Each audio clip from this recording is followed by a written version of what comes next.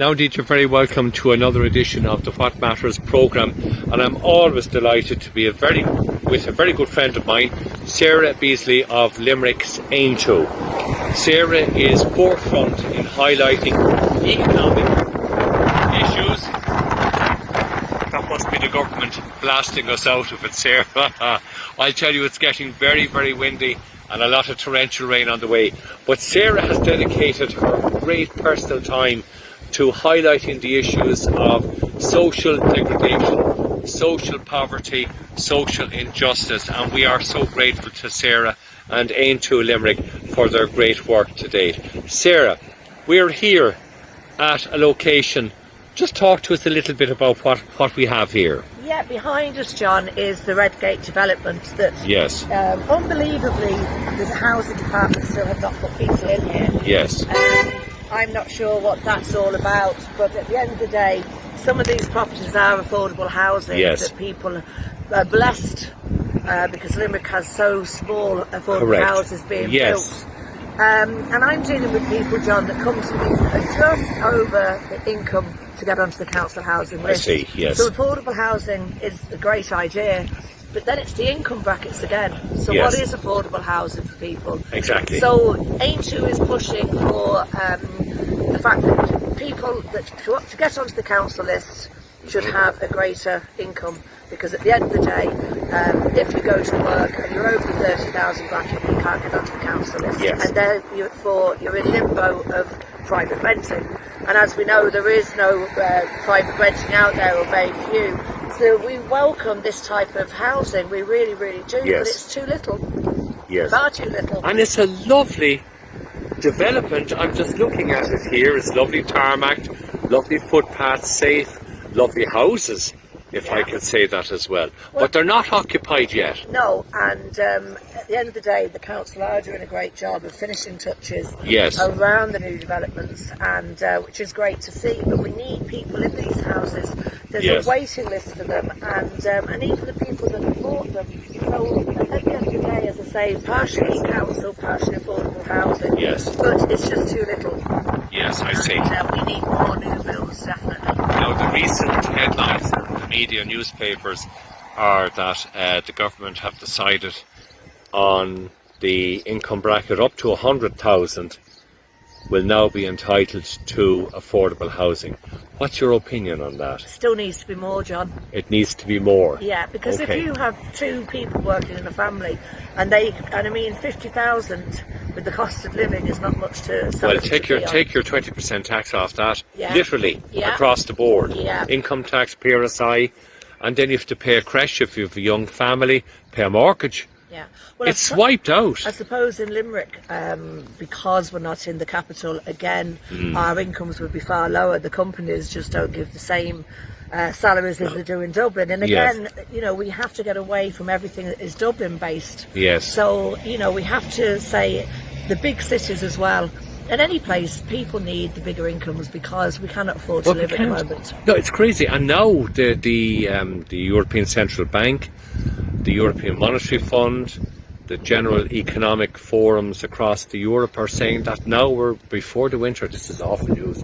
We're heading dipping into a recession. Yeah, well, I keep on saying It's dreadful. that we will see 10% inflation. We will, We yes. had that when I was Yes. a young girl living in England. I can remember the interest rates were going up to 15-20%. Correct. People couldn't believe it. We Yes. had electricity only so many times a day. And that was the Conservative government in England, which they still have. We have the same people in government here, and we need people to vote for change, and I do believe Aontú is the change. Yes. But of course, though, and you're perfectly entitled to that political opinion, because on the ground you do tremendous work, Sarah. I mean, incredible. And you know, people need to get out and compliment you. And I know you are the type of person, I've known you for years.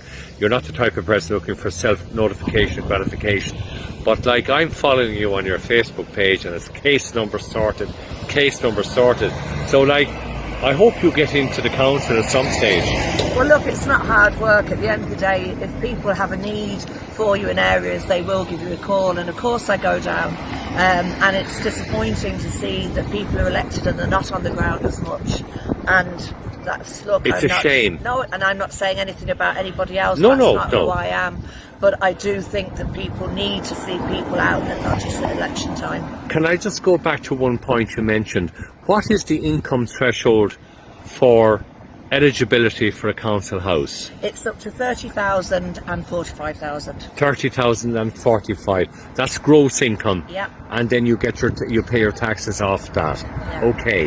Now, if they raise it up to 100,000, that's going to make more people eligible. Yeah, and so it should be. Yes. People can't afford mortgages, and that's Yes. just the reality of it. And property prices are on the rise, and people's income are not on the rise. So Yes. look, it doesn't take a mathematician to realise that the figures aren't out there.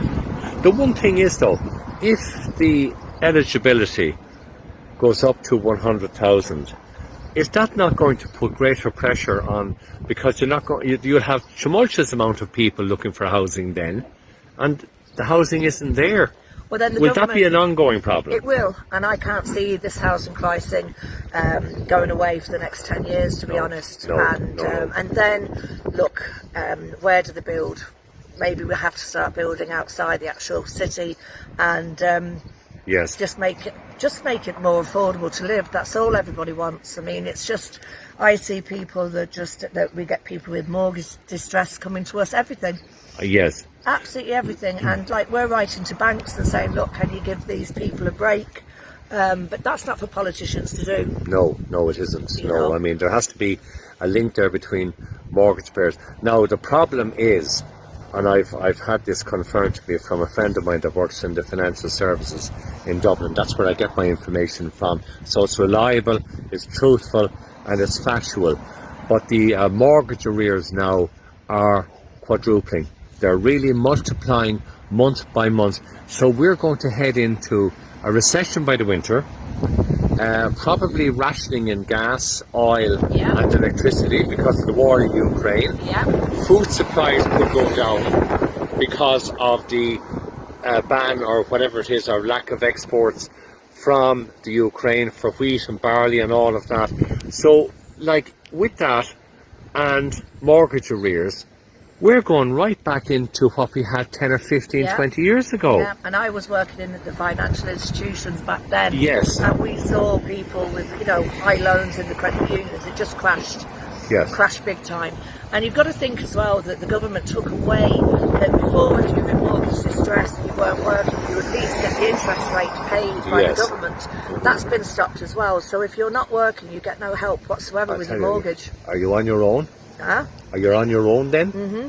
Oh dear, that is really very worrying. But we are in very tricky times. And you see what gets me? And I'm sorry for castigating RTE because I know they mean well.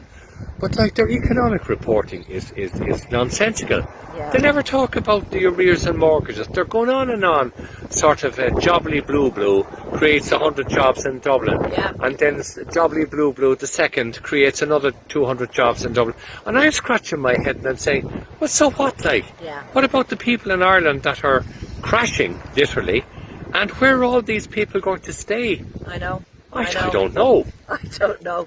I don't know what the answer is, but at the end of the day, it's the people that are suffering, and we can see that in the day. They are, yeah. You are on the ground, and you see what people are going through. Vincent de Paul, Threshold, people that are working now cannot actually pay their bills, and this is the problem. And that's God's honest truth, that people come to us to get help with food.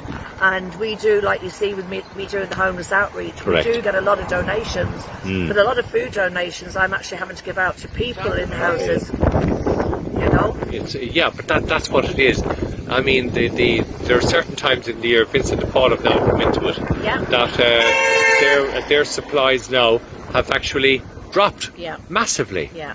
Well, look, if the demand is there, that's the answer. Demand is there. Yeah. And then the Ukrainians have arrived in from a war-torn zero country, and they have nowhere to stay, so there's a more pressure put. So I don't know what the solution is. I'm not an economist, an engineer or anything. I'm only an ordinary layman. But what I can see on the ground through you is that we have a very serious social problem here, and I'm afraid it's going to burst. It is, I agree with you, John.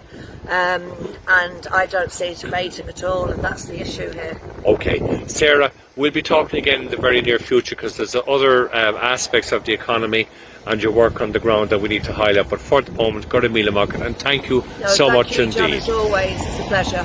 Thank you.